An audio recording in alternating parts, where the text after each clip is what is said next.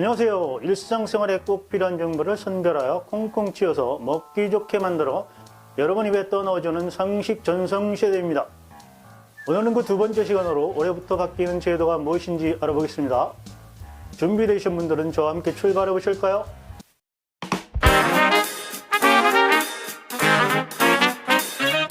올해부터 5인 이상의 기업도 법정 공휴일 기준이 적용되는데요. 기업 규모별로 단계적 유급휴일 적용 기준이 확대되어 1월부터 5인에서 29인 사업장에도 공휴일을 근로기획법상 유급휴일로 의무화해야 합니다. 만약 근로자가 법정 공휴일에 출근할 경우 사업주는 휴일 근로수당 또는 대체 휴일을 지급해야 한다고 합니다.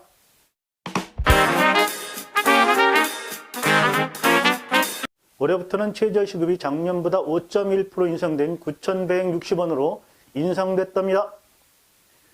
월급은 주 40시간 기준으로 환산하면 191만 원이고 이미 계약된 경우라도 올해 최저임금 수준에 미치지 못하면 최저임금 수준에 맞춰 지급해야 한다고 합니다.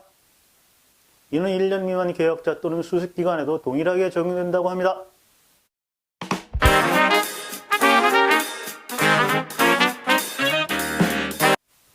근로장려금의 소득금액을 가구별로 200만 원씩 인상해 단독 가구는 연소득 2천만 원에서 2,200만 원으로, 외벌이 가구는 3천만 원에서 3,200만 원으로 인상되고 맞벌이 가구는 3,600만 원에서 3,800만 원으로 인상되며 저소득 가구에 대한 소득 지원을 확대한다고 합니다.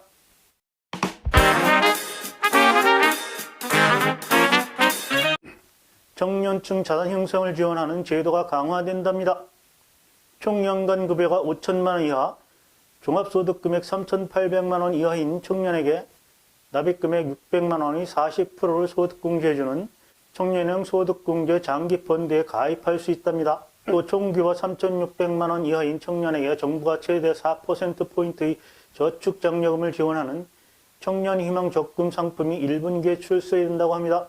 이 적금 상품은 월 50만 원 한도 내에 2년 만기이고 청년희망 적금에 가입한 청년의 총 급여가 3,600만 원 이하 또는 종합소득금액 2,600만 원 이하인 경우 연납입 한도 600만 원에 대해서는 이자 소득세도 물리지 않는다고 합니다. 청년들에게 도움이 되는 제도이니 청년들은 잘 활용해보면 좋을 것 같습니다.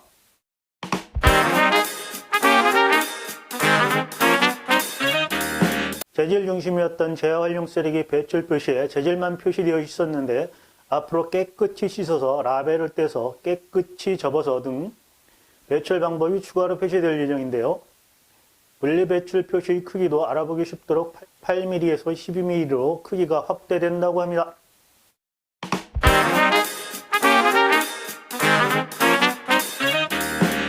횡단보도에서 우회전 단속이 강화된답니다. 신호가 없는 횡단보도라도 보행자가 통행할 경우 무조건 일시정지해야 합니다.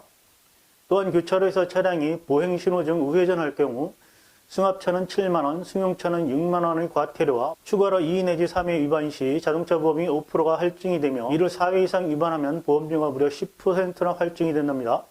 앞으로 횡단보도에서는 보행자가 보이면 무조건 멈춤하는 습관을 들여야 할 것 같습니다.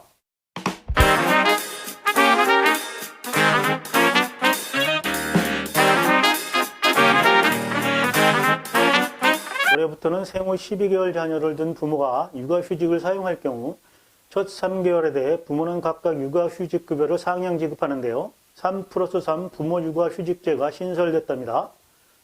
부모가 육아휴직제를 사용하는 경우 영아기 자녀에 대한 맞돌봄 문화 확산 및 일가정 양립을 위해 3개월간 각각 최대 300만 원의 육아휴직급여를 지원한다고 합니다. 또 육아휴직 4에서 12개월 급여는 통상임금 80% 상한선 150만 원으로 인상됐답니다. 또 첫 자녀 출산 시에는 첫 만남 이용권으로 200만 원 상당의 바우처가 지급된다고 합니다.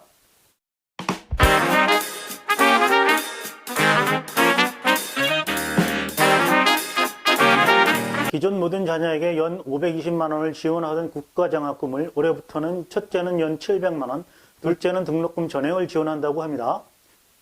장학금 8, 9원 이하인 다자녀, 3자녀 이상이죠. 가정이라면 셋째 이상 자녀에 대해 등록금 전액을 지원한다고 합니다.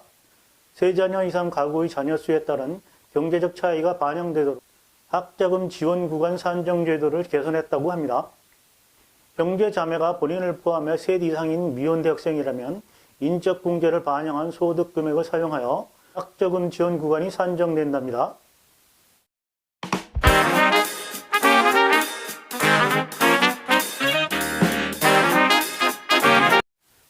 재직 여성들에게 선제적 맞춤형 사례관리 서비스를 원스톱으로 지원하여 경력 단절 예방 강화를 한다고 합니다. 여성들이 주로 근무하는 중소기업과의 네트워킹을 구축하여 경력 단절 발생 가능성이 높은 여성들에게 위험신호 이전부터 예방 서비스 정보를 선제적으로 제공한다고 합니다. 감정진단, 심리검사 등 개인별 유형과 상황을 사전에 정확히 진단하여 고용유지에 장애가 되는 요인에 대한 사전관리 서비스를 노무, 법률, 심리상담, 돌봄정보연계, 경력설계, 개발, 관리 등을 지원한다고 합니다. 또 유사한 상황과 요구를 가진 개인을 그룹핑하여 각자의 경험을 공유하고 코칭, 멘토링을 통해 서로가 윈윈하며 지속 성장할 수 있도록 맞춤형 경력 관리를 지원한다고 합니다.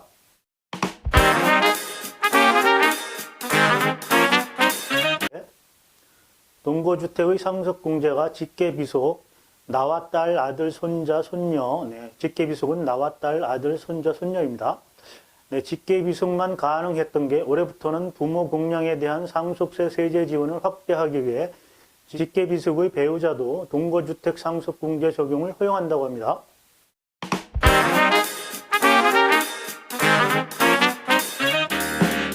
올해부터 3년간 저소득 무주택 청년에게 월 최대 20만 원을 지원해주는 청년 월세 지원 사업이 시행된답니다. 본인 소득이 중위소득 60% 이하 혹은 부모 소득이 중위소득 100% 이하이고 만 19세에서 34세 독립거주 무주택 청년에게 매달 최대 20만 원씩 월세를 1년간 지원한다고 합니다.